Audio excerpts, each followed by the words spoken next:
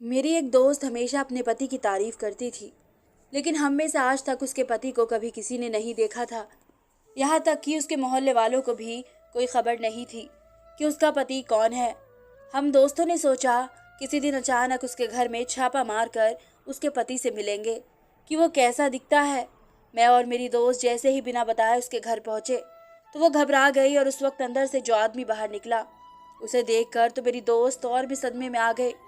वह तो हम दफ्तर में बैठे मरियम का इंतज़ार कर रहे थे, लेकिन लगता है कि आज उसके आने का कोई आसार ही नहीं है। दरअसल आज उसकी सालगिरह थी और हम दोनों दोस्त चाहते थे कि जैसे कि वह आए तो हम उसके लिए केक का बंदोबस्त करें और उसकी सालगिरह मनाएं।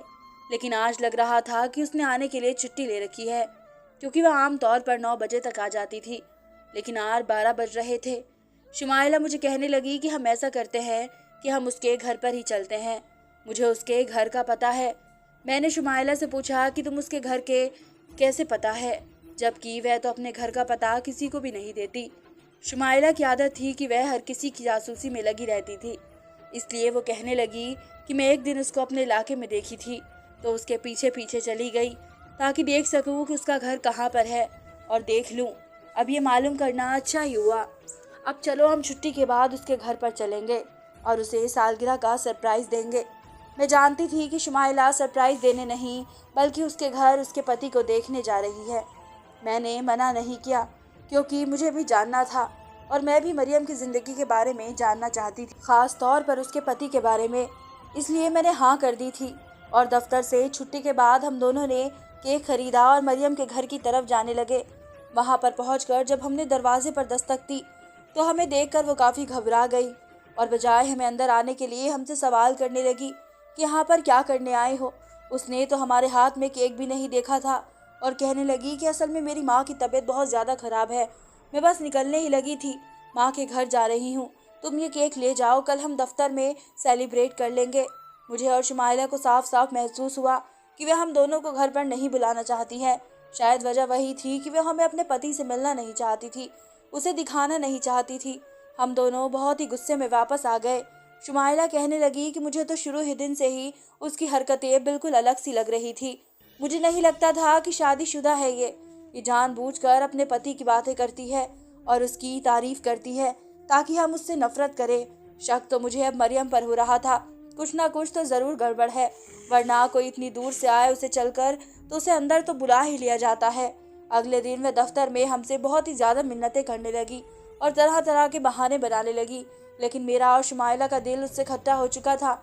हम तीनों एक ही दफ्तर में नौकरी किया करते थे। मरियम शुरू से ही अपने पति की बहुत ज़्यादा तारीफ करती थी और ना ही उसने अपनी कभी तस्वीर दिखाई थी और ना ही कभी मिलवाया था।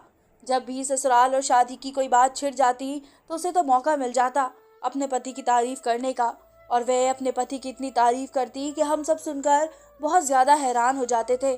हम सब तो उसकी दोस्त थे। हमने उससे कहा कि हमें अपनी शादी की तस्वीर तो दिखाओ, लेकिन हैरत की बात तो ये थी कि उसके पास अपने पति की कोई तस्वीर ही नहीं थी और कहने लगी कि मैं इसी वजह से अपने मोबाइल में तस्वीर नहीं रखती, कहीं उन्हें नज़र ना लग जाए। ये बात तो मानने वाली ही नहीं थी, लेकिन हमने फिर भी मान ली थी। लेकिन दफ्तर में जब भी 1-2 बार पार्टी हुई तो हमने मरियम को कहा भी था कि अपने पति को लेकर ज़रूर आना, तुम्हारे पति इतने अच्छे हैं, तुम उनकी इतनी तारीफ़ें करती हो तो हम उनसे मिलना चाहते हैं। लेकिन तब भी हमेशा वो कोई ना कोई बहाना बना देती थी और हर पार्टी पर वो अकेले ही आ जाती थी। इस बार शुमाइला कहने लगी कि इस बार ऐसा करते हैं कि केक देने के बहाने उसके घर पर जाते हैं और उसी बहाने उसके पति को भी मिलेंगे। इसलिए हम वहाँ पर गए थे, लेकिन उसने तो हमारा साथ इतना बुरा सलूक किया कि उसने दरवाजे से ही बाहर कर दिया। अब हमें उसकी कही गई किसी भी बात पर यकीन नहीं आ रहा था। शुमाइला की तरह मुझे भी यही लगने लगा था कि वह शादीशुदा है ही नहीं और झूठ बोलती है, और इसी वजह से हमें अपने घर लेकर नहीं जाती ताकि हम उसकी असलियत को ना जान ले। लेकिन अगले दिन उसने बहुत ज़्यादा बहाने बनाए और बहुत ज़्यादा कोशिश करी कि हम उस पर शक ना करें, लेकिन हमारे दिल में तो शक बैठ चुका था, इसलिए हमने उसके हाल पर ही छोड़ दिया था। मैंने शुमाइला से कहा कि वह शादीशुदा है या नहीं तुम इस बात को छोड़ो और हम दोनों भी छोड़ देते हैं। लेकिन उसके बाद जो वाक़या हुआ उसने तो हमें सोचने पर मजबूर कर दिया था कि उसकी ज़िंदगी में कुछ तो ऐसा है जो वो हमसे छुपा रही है और शायद उसकी मदद की बहुत ज़्यादा ज़रूरत है। और उसे दिन हुआ कुछ ऐसा कि दफ्तर से वापसी पर शुमाइला और मुझे किसी काम की वजह से मार्केट जाना पड़ रहा था। वहाँ हमने मरियम को देखा, उसके साथ एक शख्स भी था, लेकिन क्योंकि दोनों को हमारी तरफ पीठ थी, इसी वजह से हम उन्हें देख नहीं पाए थे कि उसका पति कैसा दिखता है। लेकिन हमने मरियम को देख लिया था। वह बहुत ज़्यादा घबराई हुई लग रही थी और बहुत ज़्यादा परेशान भी थी। अचानक हमने एक मंजर देखा कि भीड़ में चलते हुए अचानक मरियम ने अपने पति से अपना हाथ छुड़वाया और एक तरफ को भागने लगी। वो आदमी भी उसके पीछे पीछे भागने लगा। मैं और शुमाइला वहीं पर खड़े खड़े रुक गए थे। ये क्या हुआ है और वह अपने पति से इस तरह कैसे डर कर क्यों भाग रही है? हम भी उसके पीछे गए, लेकिन तब तक वो आदमी उसे पकड़कर रिक्शा में बैठा कर वहाँ से ले जा चुका था। मैंने कहा कि मुझे नहीं लगता कि उसका पति होगा, क्योंकि पति से इस तरीके से डर कर पीछा छुड़वा कर भला कौन भागता है। शुमाइला ने भी मेरी बात मानी और कहा कि मुझे भी यही लगता है कि वह किसी मुश्किल में है। सुबह जब मरियम दफ्तर आई तो वो बहुत ज़्यादा उदास और परेशान लग रही थी। हमने उससे पूछा तो उसने बात को टाल दिया। जब मैंने उससे साफ साफ पूछा कि ये बताओ कि तुम कल बाजार में किस आदमी से हाथ छुड़वा कर भाग रही थी, तो वो घबरा गई और साफ मुकर गई कि मैंने तो कुछ कहा ही नहीं। कहने लगी कि तुम लोगों को कोई गलतफहमी हुई होगी। अब उसने हमसे दोस्ती भी ख़त्म कर दी थी और हमसे अलग अलग रहने लगी थी, क्योंकि शायद वो समझ चुकी थी कि हम उसकी ताका झाकी में लग चुके हैं। मेरी दोस्त शुमाइला शादीशुदा थी, जबकि मेरी मंगनी हो चुकी थी और कुछ ही दिनों में मेरी शादी भी थी। लेकिन मरियम की शादी को काफ़ी साल हो चुके थे और अभी तक उसके कोई औलाद भी नहीं हुई थी, और वह बताती थी कि उसका उसके पति के अलावा और दुनिया में कोई भी नहीं है। लेकिन हमें तो उसकी कहानी अब झूठी ही लगती थी, इसलिए हम उसकी किसी बात पर यकीन नहीं करते थे। मुझे समझ में नहीं आती थी कि वह सबके दरमियाँ बैठकर अपने पति की तारीफ़ क्यों करती है और उसका जिक्र क्यों करती है। अगर कोई उसे नहीं पूछता तब भी वह किसी न किसी बात पर अपने पति का जिक्र लाती है। उसकी बहुत सारी बातें करती थी और सबको अपनी तरफ करने की कोशिश करती थी। पहले पहल तो हमने उसकी बातों में आ चुके थे, लेकिन अब तो हमें मालूम हो चुका था कि ये सिर्फ ड्रामा करती है। या तो उसकी शादी हुई ही नहीं है या फिर इसका पति बहुत ही बुरा होगा। एक दिन शुमाइला मुझे कहने लगी कि मैं इसकी बातों से तंग आ चुकी हूँ। किसी छुट्टे वाले दिन उसके घर पर छापा मार कर देखते हैं कि इसका पति कैसा है और क्या करता है, जो ये हर वक्त उसके गुण गाती रहती है। मैं भी उसकी बात पर मानी और कहा उसकी ज़िंदगी में कोई ना कोई ऐसा राज ज़रूर है जिसे छुपाने की खातिर वो उस तरीके से करती है, और अगर हम वो मालूम कर ले तो शायद उसकी कुछ मदद कर सकते हैं। हफ्ते वाले दिन जब हम दफ्तर से वापसी पर घर के लिए निकले तो मैं मरियम को फ़ोन पर बात करते हुए सुना कि कल छुट्टी है, आप आ जाइएगा। अभी मैं सिर्फ इतना ही सुना था कि उसने मुझे देख लिया और घबरा कर फ़ोन बंद कर दिया और ख़ुद ही कहने लगी कि मेरी माँ का फ़ोन था, वो मेरे पति के बारे में पूछ रही थी। तो मैंने कह दिया कि छुट्टी है, वो घर पर ही होंगे, आप आ जाइएगा। मुझे उसका ये रवैया बिल्कुल अलग सा लगा था, क्योंकि मैंने तो उससे कुछ पूछा ही नहीं था और वो खुद ही बताने लगी थी। लेकिन चलो, उससे एक बात तो अच्छी थी कि उसका पति कल घर पर ही होगा। मैंने शुमाइला को फ़ोन कर कर बता दिया कि कल तैयार रहना, हम उसके घर पर जाएंगे। और अगले 3 बजे के करीब शुमाइला और मैं मरियम के दरवाजे के आगे खड़े थे। अभी हम दरवाजे पर दस्तक देने ही लगे थे कि एक औरत वहाँ से गुजरी और हमें देखकर काफ़ी हैरान हुई और कहने लगी कि तुम लोग इस घर में जाने लगे हो। हमने हैरत से कहा कि हाँ, यह हमारी दोस्त का घर है। हमने बहाना बना दिया उसके मियाँ की खैरियत मालूम करने आए हैं। तो वह औरत हंसने लगी और कहने लगी, अजीब बात है, हर कोई बस उसके पति की ही खैरियत लेने के लिए आता है, और वह भी ऐसा जिसको हम मोहल्ले वालों ने कभी किसी ने देखा ही नहीं। ये बात सुनकर हम दोनों चौंक गए कि मोहल्ले वालों से भी किसी ने भी उसके पति को नहीं देखा था। और तो और इसका क्या मतलब हुआ, अब तो लाजमी हो गया था कि उसका राज मालूम ही कर लिया जाता कि आखिर मरियम का चक्कर चलाने की कोशिश कर रही है। हमने दरवाजे पर दस्तक दी। हमें उम्मीद थी कि दरवाज़ा खुलेगा तो मरियम ज़रूर आएगी, लेकिन दरवाज़ा जिस शख्स ने खोला उसे देखकर हम लोगों के हैरानी में पड़ गए थे। हम दोनों ने उसकी यहाँ पर मौजूदगी का तसव्वुर भी नहीं किया था। दूसरी तरफ वो भी हमें देखकर घबरा गया था। उसको समझ में नहीं आया था कि वह क्या कहे। आखिर मैंने ही खामोशी को तोड़ते हुए कहा कि सर, आप यहाँ पर क्या आप ही मरियम के पति हैं? हमारे सामने खड़ा आदमी कोई और नहीं बल्कि हमारा बॉस था, जो हमारी कंपनी का मालिक था। इतनी देर में मरियम भी अंदर से भागी चली हुई आई और उसने भी बात सुन ली और कहने लगी कि यही है मेरे पति, और ऊपर वाले का वास्ता है कि ये बात किसी को भी ना बताना। अभी वह शायद हम दरवाजे से ही टाल देती, लेकिन हम दोनों खुद ही ज़बरदस्ती करके अंदर चले आए थे। वो हमें लेकर ड्राइंग रूम में बैठ गई और मुझे समझ में नहीं आ रहा था कि आखिर इन दोनों ने ये बात क्यों छुपाई है कि वह मियाँ बीवी है और अब अगर हमें पता चल भी गई है तो वह हमारे सामने, इतना घबराने की क्या ज़रूरत है। वह दोनों बहुत परेशान से लग रहे थे और चाहते थे कि हम लोग यहाँ से चले जाए। आखिर में मरियम से कुछ पूछना चाहती थी तो उसने इशारे से मना कर दिया और हम दोनों घर पर वापस आ गए थे। मुझे समझ में नहीं आ रहा था कि आखिर उसकी शादी बॉस से क्यों हुई है और वह लोगों से राज क्यों छुपा रहे हैं। हम में से किसी ने भी उसका क्या कहना था। फिर अचानक से मेरे मन में यह आया कि क्या पता बॉस पहले से ही शादीशुदा हो और उन्होंने मरियम से दूसरी शादी की हो और इसी वजह से वे लोगों से छुपा रहे हो ताकि उनका राज सामने ना जाए। अगले दिन जब वह दफ्तर आई तो हमारे आगे हाथ जोड़कर कहने लगी कि ये बात किसी को भी मत बताना वरना मेरी बहुत ज़्यादा बेइज्जती हो जाएगी। हम दोनों के दरमियान एक बात तय हुई थी कि हम ये बात किसी और को भी नहीं बताएंगे कि हमारी शादी हो चुकी है। इसलिए जब तक मुनासिब वक्त नहीं आता और हम खुद इस बात को जाहिर नहीं करते, तुम दोनों भी इस बात को किसी के सामने मत बताना। मैं अब समझ चुकी थी कि बेचारी की क्या सिचुएशन होगी, इसी वजह से मैंने वादा कर लिया। जाहिर है दूसरी बीवी को भी सोच समझ कर चलना पड़ता है। अगर बॉस की पहली बीवी को पता चल जाता तो वह हंगामा मचा देती। हमारे यकीन दिलाने पर भी हम किसी को ये बात नहीं बताएंगे, लेकिन उसको सुकून नहीं मिल रहा था। दिन इसी तरीके से गुजरने लगे थे। शुमाइला के पति का ट्रांसफ़र दूसरे शहर में हो गया था, इसलिए वह तो वहाँ पर चली गई थी और अब मैं यहाँ पर अकेली रह गई थी क्योंकि मरियम भी जॉब छोड़ चुकी थी। उसने जॉब क्यों छोड़ी उसने ये नहीं बताया और ना ही मैंने पूछा था कि उसका पर्सनल मामला है। मुझे दखल अंदाजी नहीं देनी चाहिए, लेकिन मुझे बॉस पर हैरत ज़रूर होती थी कि इतना वक्त गुजर गया है, अब तो इनको अपनी शादी के बारे में सबको बता देना चाहिए। एक दिन मेरी तबीयत खराब हुई और मैं अस्पताल गई तो वहाँ मैंने मरियम को देखा।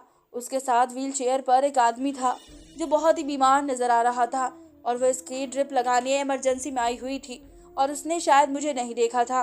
मैंने वहाँ पर एक नर्स से भी उसकी तरफ इशारा कर कर पूछा तो वो कहने लगी कि ये दोनों मियाँ बीवी है, पति कई महीनों से यहाँ पर एडमिट है। मैं सुनकर थोड़ी उलझन में पड़ गई थी कि ये क्या कह रही है। इसका पति तो ये हरकत नहीं हो सकता, ज़रूर इस नर्स को कोई गलतफहमी हो गई है। मैं इसके पीछे जल्दी से इमरजेंसी वार्ड में गई। मुझे देखकर वो परेशान तो हुई, लेकिन उसने जल्दी ही खुद को संभाल लिया। मैंने कभी उससे पूछा कि ये तुम्हारे कौन लगते हैं, तो वह मुझे लेकर कमरे से बाहर आ गई और बताया कि मेरे कज़न है और ये बहुत ही ज़्यादा बीमार है। इनकी बीमारी छोटी नहीं है, तो मुझे इनकी खैरियत मालूम करने यहाँ पर आना पड़ता है। मैंने उससे कहा कि मैं उनकी खैरियत पूछ लूँ, तो वो कहने लगी नहीं, इसकी ज़रूरत नहीं है। तुम जानती हो ना कि मैं किन हालातों से गुजर रही हूँ। मैं नहीं चाहती कि मेरे ख़ानदान को भी इस बारे में पता चले। शायद उसने शादी के बारे में अपने रिश्तेदारों को भी नहीं बताया था और ये सोचकर मैं वापस आ गई थी। मुझे उस पर बहुत ज़्यादा तरस आ रहा था। बेचारी की कैसी ज़िंदगी है, एक तो इसने छुपकर शादी करनी पड़ी और अब पता नहीं किस हालात से गुजर रही है। फिर अचानक ही किस्मत ने मेरा साथ। अजीब खेल खेल में जिस प्रोजेक्ट पर काम कर रहे थे वह बॉस को पसंद नहीं आया और उसने मुझे इतनी सी बात पर नौकरी से निकाल दिया। मेरी वजह से उनका नुकसान होते होते बचा और वह मेरी जैसी वर्कर को अब यहाँ पर नहीं रख सकते थे। मैं हैरान रह गई थी कि क्या बात हुई। मुझे निकालने के लिए कोई ठोस वजह नहीं थी, जाने क्या। मुझे ऐसा लगा कि शायद वे मुझसे इनसिक्योर फील कर रहे हैं ताकि मैं इनके राज को लोगों के सामने ना ला दूँ। शायद इसी वजह से उन्होंने मुझे जॉब से निकालना चाहा था। गलती तो बिल्कुल मामूली सी थी और उसकी इतनी बड़ी सज़ा नहीं बनती थी जितनी बड़ी मुझे सज़ा दे दी गई थी। मैं दुखी होकर दफ्तर से बाहर निकली, घर आई तो मेरी कज़न मुझे कहने लगी कि मैं अपने दोस्त की मंगनी में जा रही हूँ। तुम अपनी जॉब के जाने की वजह से बहुत ज़्यादा परेशान हो और तुम भी मेरे साथ चलो, तुम्हारा कुछ मूड बेहतर हो जाएगा। मैं जाना तो नहीं चाहती थी, लेकिन फिर उसके साथ उसके दोस्त की मंगनी पर चली गई। वहाँ जाकर जब मैंने उस लड़की के फियांसे को देखा तो मुझ पर हैरत का पहाड़ टूट पड़ा, क्योंकि वह लड़का तो और कोई नहीं बल्कि बॉस ही थे। मैं उन्हें यहाँ पर देखकर बहुत ज़्यादा हैरान हो गई थी कि इनका यहाँ पर क्या काम है। ये तो पहले से ही दो शादियाँ कर बैठे हैं और अब तीसरी लड़की के साथ मंगनी कर रहे हैं। मैंने कज़न से पूछा कि क्या चक्कर है, तो वो कहने लगी कि तुम्हें ज़रूर कोई गलतफहमी हुई है, उनकी तो अभी एक शादी भी नहीं हुई है। ये सब तो मैं हरगिज़ भी समझ नहीं पा रही थी वो क्या हो रहा है। मैं नहीं जानती थी मेरी दोस्त मरियम के साथ कुछ गलत हो। अगर बॉस मेरी दोस्त मरियम के पति है तो उसका कोई हक नहीं बनता था कि वह किसी दूसरे के साथ मंगनी करे। मैंने सबके सामने शोर मचा दिया कि आदमी तो पहले से ही शादीशुदा है और इसने मेरे दोस्त के साथ शादी की है। मैं उनकी कंपनी में काम कर चुकी हूँ। मुझे अपने सामने देखकर बॉस की रंगत उड़ गई थी। उसने कभी नहीं सोचा था कि जिस डर की वजह से उसने आज मुझे नौकरी से निकाला है वही डर आज सच साबित हो जाएगा। मैंने सवालिया नज़रों से बॉस की तरफ देखा और वह साफ मुकर गया और कहने लगा कि मेरी तो कोई शादी नहीं हुई है, ये लड़की झूठ बोल रही है। मैंने मरियम को फ़ोन करके बुलाया और जब वे आई और उसे गवाही देने के लिए कहा कि सबको बताओ कि तुम्हारा ही पति है, तो मेरे कदमों से ज़मीन निकल गई थी जब उसने मुझे यही झूठा करार कर दिया और कहा कि ये तो सिर्फ मेरे बॉस है। मैंने कब कहा कि मेरे पति है? उन सब के सामने मैं बहुत झूठी साबित हो गई थी और मुझे किसी भी सूरत में ये गवारा नहीं था। उसी वक्त अचानक मेरे दिमाग में उस नर्स की बात गूंजी जिसने मुझे बताया था कि वे बीमार आदमी इसका पति है। मैंने मरियम को कहा कि अगर तुम सच्चाई नहीं बताओगी तो उस लड़की की ज़िंदगी भी तबाह हो जाएगी और तुम मुझे नहीं बताओगे तो मैं तुम्हारे बारे में सब कुछ मालूम करवा सकती हूँ। मैं तुम्हारे मोहल्ले वालों को भी बुलवाऊंगी और शुमाइला भी आकर गवाही देगी कि हम दोनों के सामने तुम इसको अपना पति कह रही थी और ये तुम्हारे घर पर ही था। इतनी सारी बातें सुनने के बाद भी वह इनकार करने को तैयार थी, लेकिन जब मैं फिर उसे पुलिस की धमकी दी और कहा कि तुम मुझे एक फ्रॉड औरत लग रही हो तो वह रोने लगी और कहने लगी कि मुझे फ्रॉड औरत मत बोलो, मैं तो ज़िंदगी और हालात से लड़ती हुई एक मजबूर औरत हूँ जिसका फ़ायदा इस शख्स ने उठाया है। इस शख्स ने तुम अस्पताल में मिली थी, वह एक बीमार आदमी है, वो मेरा पति है जिसके इलाज के खातिर मुझे नौकरी करनी पड़ी। इस शख्स की तो मुझ पर शुरू से ही गलत नज़र थी और जब इसको मेरे हालात का पता चला तो इसने मुझे पैसे देने के लिए कहा और मेरे एक रात सोने के लिए कहा और मेरे साथ कुछ वक्त गुजारने के लिए कहा। मेरे पति अगर वक्त पर सर्जरी ना होती तो हमेशा के लिए बिस्तर पर रह सकते थे। इसकी वजह से मुझे उसकी बात माननी पड़ी और वो मेरे घर पर आया था। जिस वक्त तुमने उसे घर पर देखा था मैंने अपनी और उसकी इज्जत बचाने की खातिर जल्दी से झूठ बोल दिया और ये उसके बाद भी मेरे घर पर आता रहता था और मेरे साथ रात गुजारता था। बदले में मुझे पैसे मिलते थे जिससे मैं अपने पति का इलाज करवा रही थी। मैं तुम लोगों को अपने पति के बारे में इसलिए बताती रहती थी कि ताकि दफ्तर में किसी को ये ना लगे कि मैं लावारिस हूँ या मेरे सर पर किसी का कोई साया नहीं है। अपने मोहल्ले वालों में भी मैं अपने पति के बारे में यही बात करती थी ताकि वह भी जाने कि मैं अकेली औरत नहीं हूँ। अगर मुझे अपने पति की जान बचाने के लिए पैसों की ज़रूरत पड़े तो मैं कभी भी अपनी इज्जत और ईमान का सौदा नहीं करती। और इसको डर था कि तुम हमारे बारे में सब कुछ जान चुकी हो, इसलिए उसने मुझे नौकरी छोड़ने के लिए कह दिया था। ये कहानी सारी सुनकर मैं तो बल्कि सभी लोग भी यकीन थे कि यह आदमी इतना घटिया हो सकता है और इसने शायद मुझे भी इसी वजह से जॉब से निकाल दिया था ताकि मैं इसका सच न बता दूं। लेकिन किस्मत में जो लिखा होता है वही होता है। उसका सच आज सबके सामने आ चुका था। जिस लड़की की उसके साथ मंगनी हो रही थी उसने उस वक्त अपने हाथ से अंगूठी निकाल कर फेंक दी और मंगनी तोड़ दी। उसकी इज्जत सबकी नज़रों में दो कौड़ी की होकर रह गई थी और सब लोग उसे बहुत ही गंदी नज़रों से देख रहे थे और बातें सुना रहे थे। सारे किस्से में सिर्फ गलत मरियम के साथ हुआ था और मुझे मरियम के साथ बहुत ज़्यादा हमदर्दी थी। वो बेचारी कितना कुछ सहती रही और हम दोनों उसके बारे में गलत समझ रहे थे। सच थे कि कभी भी आधा सच जानकर किसी के बारे में गलत सोच नहीं बनानी चाहिए। उसके बाद मरियम अपने पति के साथ दूसरे शहर में रहने लगी और मुझे भी बहुत अच्छी जगह नौकरी मिल गई। यहाँ के बॉस जिसने उसके साथ इतना बुरा किया था दुनिया में तो वह जलील हो गया था और मुझे यकीन था कि आखिरत में भी वो पकड़ा ही जाएगा। दूसरों की इज्जत खराब करने वाले रुसवा ही होते हैं। दोस्तों, अगर आपको हमारी कहानी पसंद आई हो तो हमारे चैनल को सब्सक्राइब ज़रूर करें और अपनी राय कमेंट ज़रूर बताएं। अगली वीडियो में मिलते हैं, तब तक के लिए धन्यवाद।